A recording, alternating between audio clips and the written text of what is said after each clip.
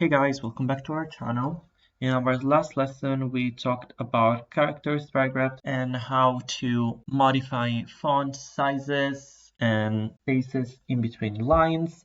But in today's lesson, we're going to talk about tables. So let's click on this icon right here and create a table or use the shortcut. So let's press A on our keyboard and you'll see that once you press and drag, you can create a table right here. Then Scribus is going to ask you the number of rows and columns. Let's make it 4 by 4 like this. And you'll see that the window about properties that we got here, Windows Content Properties, is now a table properties window. So with this window, we can control our table. So for example, we can change the style of the table and the style of the cells. But as of now, we have a default style for both of them because we're going to deal with styles in another videos. But with this window, we can also change the color that fills the table. So for example, right now we have none, but we can go with a magenta right here. And we can also decrease the shade to have it lighter. And then we can also edit the borders of this table. So for example, if we select this, we can change the width of the line, so we can have it thicker. You can also change the color, so have it green, for example, like this. You can also change the shade here too. And then you can change the type of the border. So you can have it dotted, for example, like this. But what is really useful about this window right here is this picture, because it will enable you to modify one border or multiple borders, but not all of them. So as of now, there are selected all 4 of the borders, but you can unselect, for example, this one, and then modify something, for example, the color, so have it a blue border, and you'll see that every single one of the borders was modified except for this one. And you can do this also with the others. For example, you can have this last one and you can modify it, for example, changing the type of the border. Okay, and you'll see that the other ones remained intact. So this is really useful if you want to create something that is not even. Now let's see how to change the sizes of the rows and the columns inside the table. So double click and then you can press and change manually every single size that you want. But of course, if you want the rows and the columns to be even, you can press the right button of your mouse and then click on distribute rows evenly and then distribute columns evenly, and you'll have what we began with. But then you can also manually change the measurements of one single row. So you can double click on it and then go on the right button and go on set row heights. For example, you can have it higher like this, and you can also set the columns width. So you can have it smaller like this. You can have it bigger like this, okay, like this one. And then of course, as we saw earlier, you can manage it manually without any measurements. One thing that you can do is click on the right button and insert rows or columns. You can insert as many rows as you want, and you can have them positioned in the beginning or in the end like this. So for example, like this, and then you can click on the right button and distribute rows evenly and distribute columns evenly to have them even. And then you can also insert columns, basically by doing the same thing like this. So you will have an even table with as many rows and as many columns as you wish. But you can also, for example, click on one single column and then go on delete columns right here. So we just deleted one.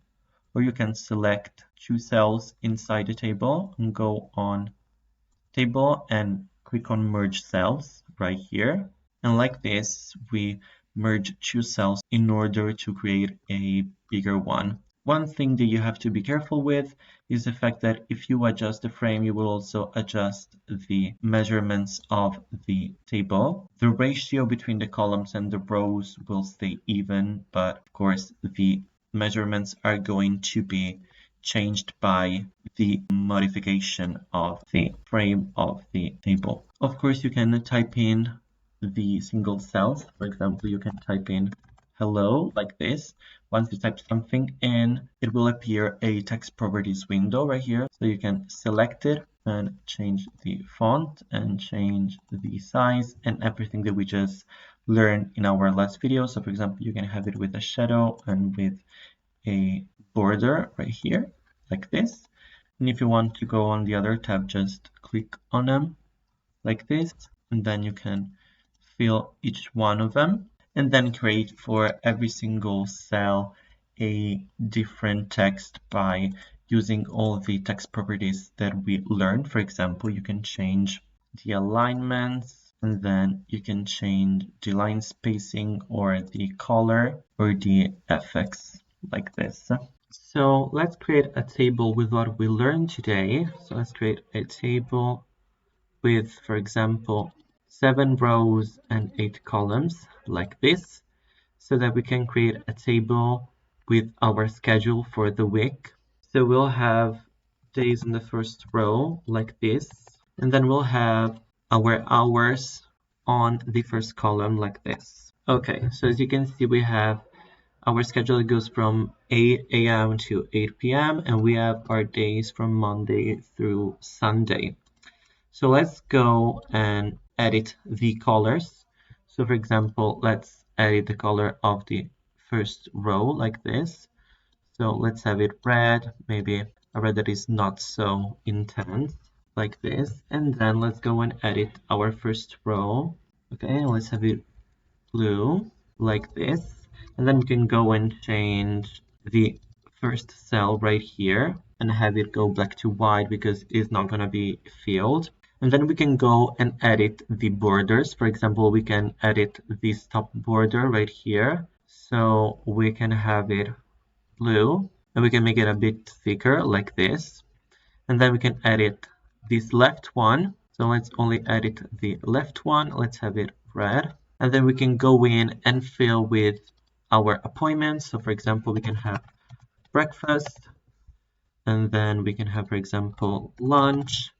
And maybe if we have a meeting that we know for sure is going to be at least 4 hours long, we can select our 2 cells that are connected. We can go on table and then we can merge them like this, and then we can type in meeting.